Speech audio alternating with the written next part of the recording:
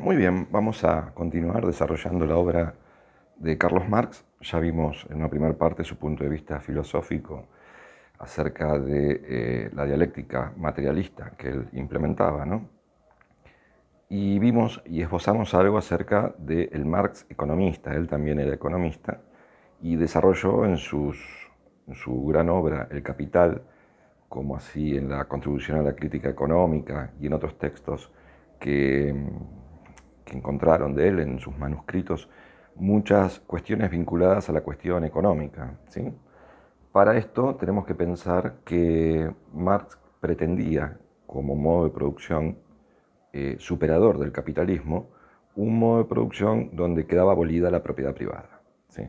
Para poder criticar esto, obviamente, primero tenía que decir cuáles eran los males del capitalismo, dónde reside la injusticia del capitalismo. Para eso desarrolló un concepto muy mencionado, no siempre con mucho conocimiento, como aquellos que dicen haber leído El Capital y no lo leyeron. El Capital es un texto de 2 tomos bastante complejo, muy técnico. El concepto al cual me refiero es el concepto de plusvalía. Es fundamental para entender por qué Marx criticaba al capitalismo. Para Marx, el concepto de plusvalía cumple el mismo rol que el pecado original en el cristianismo, ¿sí? Es donde se origina el mal fundamental, original del capitalismo. Para remitirnos a este concepto tenemos que ver 2 teorías previas, ¿sí? La teoría del valor y la teoría del salario. ¿A qué se refiere con la teoría del valor? Marx dice que toda mercancía tiene un valor, ¿sí? Un valor intrínseco, por sí. Ese valor puede estar determinado por el valor de uso o el valor de cambio, ¿sí? El aire, por ejemplo, tiene un alto valor de uso, pero por suerte y por ahora, y espero que a nadie se le ocurra, no tiene valor de cambio. Es gratis, no se puede vender, ¿sí? En cambio, el oro, ¿sí? Tiene un poco valor de uso, la verdad. Yo no tengo nada de oro en este momento y sin embargo tiene un alto valor de cambio, ¿sí? Porque su extracción y la oferta que propone el oro es escasa, con lo cual hace que adquiera más valor. En este sentido, la teoría del valor está muy asociado a lo que habían desarrollado los clásicos de la economía, como Adam Smith y David Ricardo, en el cual Marx, a pesar de estar totalmente en un punto de vista antagónico, lo toma como teoría, como marco teórico, ¿sí? Ahora bien, dicho esto, él se va a abocar a desarrollar lo que es el valor de cambio de una mercancía. Una mercancía es cualquier producto de elaboración manufacturado por el hombre y que sirva, ¿no? Que sea necesario para nosotros, como pueden ser estos lentes o el micrófono que tengo acá colgado, este iPhone este teléfono, no es un iPhone, que me está grabando. Son mercancías. ¿Qué es lo que tienen en común estas mercancías para calcular su valor? ¿Sí? Lo que dice Marx es que cada mercancía tiene incluido dentro de sí un trabajo socialmente necesario. ¿A qué nos referimos con un trabajo socialmente necesario? Al promedio de horas de trabajo que se precisa para reponer este producto, ¿sí? O sea, yo lo vendo y lo tengo que reponer, me va a costar un tanto de materia prima, pero también me va a costar un tanto de mano de obra, ¿sí? Eh, para la teoría del salario se va a apoyar en esto y va a decir, el salario es el valor de, de la fuerza de trabajo, ¿sí?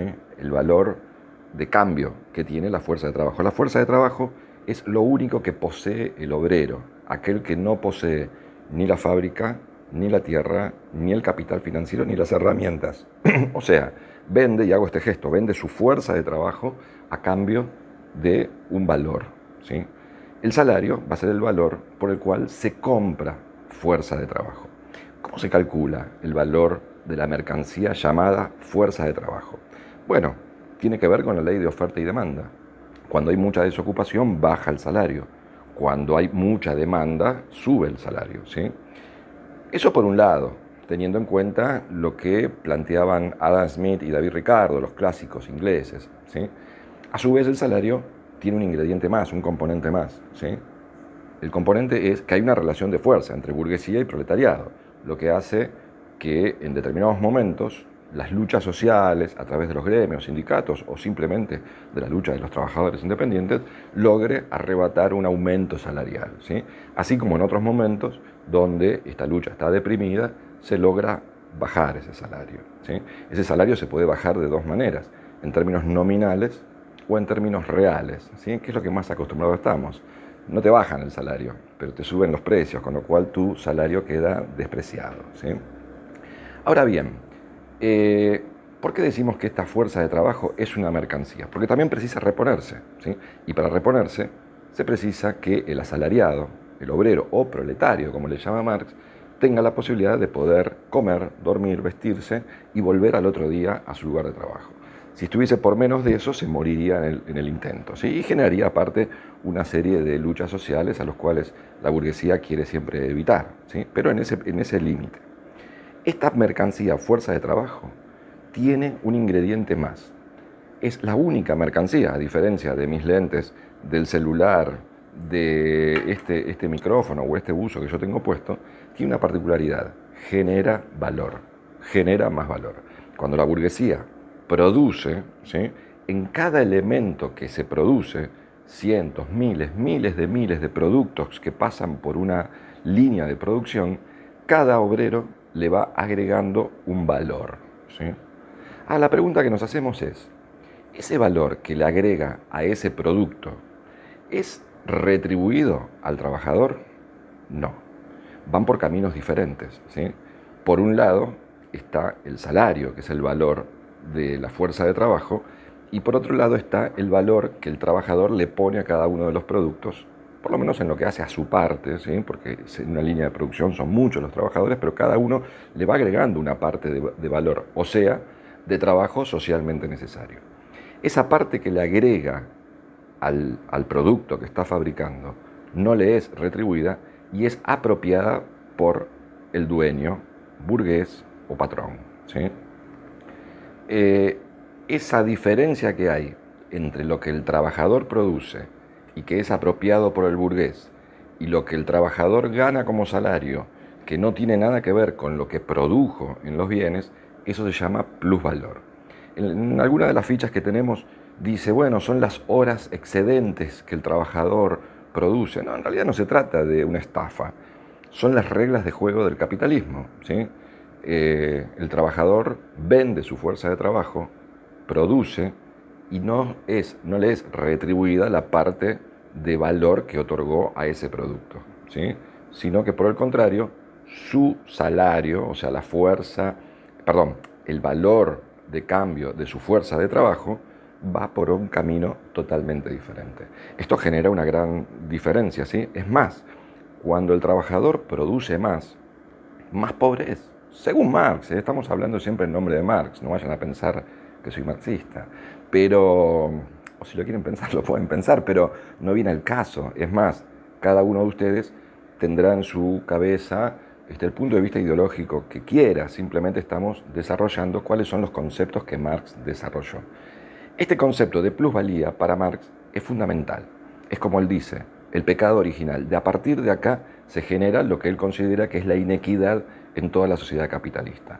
Motivo por el cual propone que se derribe, que la clase obrera organizada a través de un partido político internacional, él generó un partido que se llamaba la Internacional Socialista, ¿sí?, iba a luchar contra los capitalistas hasta tanto lo puedan vencer, ¿sí? Esto pareciera un poco utópico, es más, cuando lo damos en clase la mayoría de los alumnos levantan la mano y dicen, profesor, pero la verdad que eso es imposible.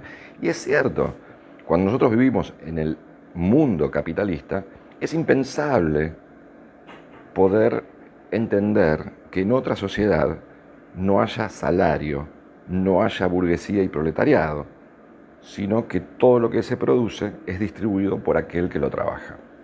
Suena bárbaro, pero su implementación no es fácil, ¿sí? En ese sentido podríamos pensar que sí, tiene cierta utopía.